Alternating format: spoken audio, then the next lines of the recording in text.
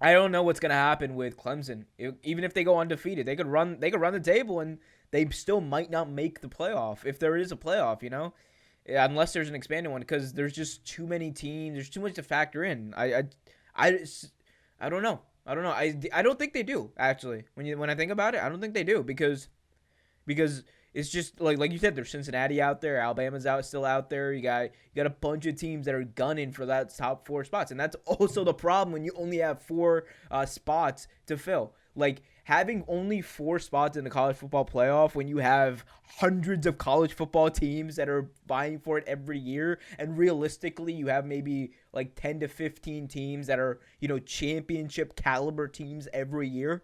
You're really like putting yourself in a hard position. I know that you can't have college football players play like an 8-game playoff. Like I'm not even asking that, but I think like this would be a good time for the NCAA. I think this year to expand the playoff for 1 year. They don't have to commit to anything, right?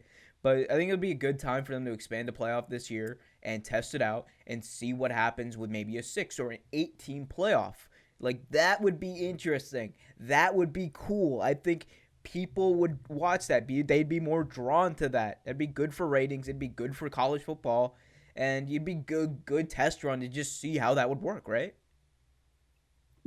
I think it would work. I think this would be the year, given that there's already a lot of asterisks that are going to go into the season. But, dude, the knock on the playoff has always been this. This has always been the knock on the playoff, and there really is no way to refute this. 4 spots, 5 Power 5 conferences. There's 5 conferences, right? Mm-hmm. Not all the conferences are going to have interconference games. You're going to have a Pac-12 play in ACC, where you're going to have a Big 10 play a Big 12, right? Very rarely, like a couple years ago, where we had Ohio State play against Oklahoma. They had a home and home, right? You have to ask yourself this, dude. If you have a season where there is an undefeated conference champion from all 5 Power 5 conferences and an undefeated Notre Dame, what do? Who gets left out? Well, Notre Dame plays in the ACC this year. That's just this year. But any other year when Notre Dame is an independent team, this has always been the problem with the playoff. You got 4 spots, 5 Power 5 conferences, and you have Notre Dame as an independent. What do you do? What do you do if you have 5 undefeated conference champions? Let's say, for example, because Notre Dame has their game with USC. Yeah. You know what I'm saying, right? So that's why, you should definitely expand the playoffs. You should expand the playoffs. And, we're seeing. Let me ask you this, Andrew. Sure. So we saw the issue with the NBA and the ratings of pushing their schedule back, right?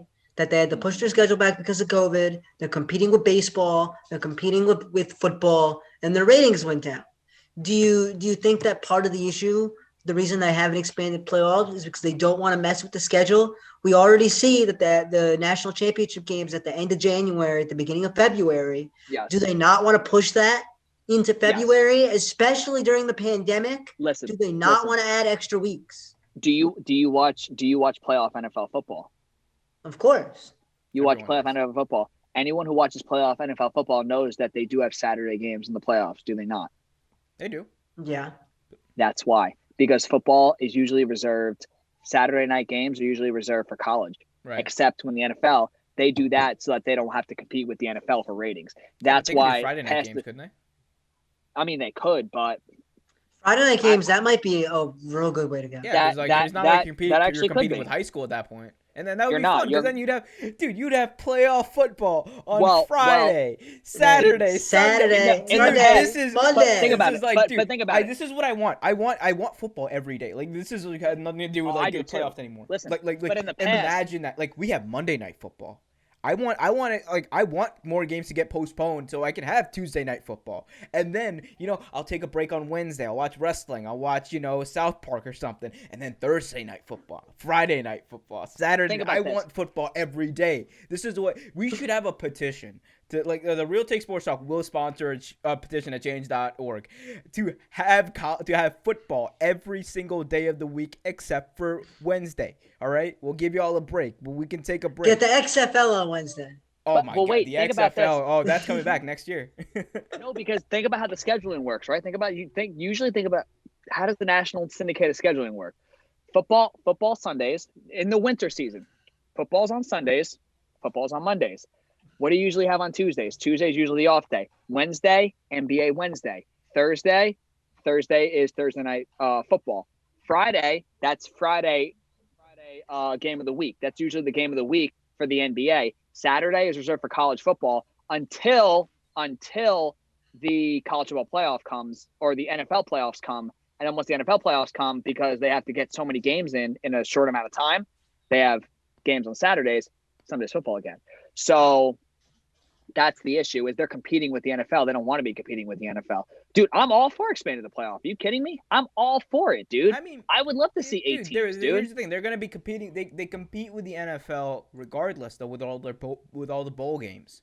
Like, they could be, there's times where you can go watch, like, the fucking whatever, the Mako Poinsettia Bowl or whatever, or the Chick-fil-A, like, kickoff honey mustard barbecue bowl or whatever, on Sunday at 2 it's p.m., different, right? dude. It's different, dude. They have all these bowl games. They have, you can find dude. a way to make it work. And it's not like anyone, it's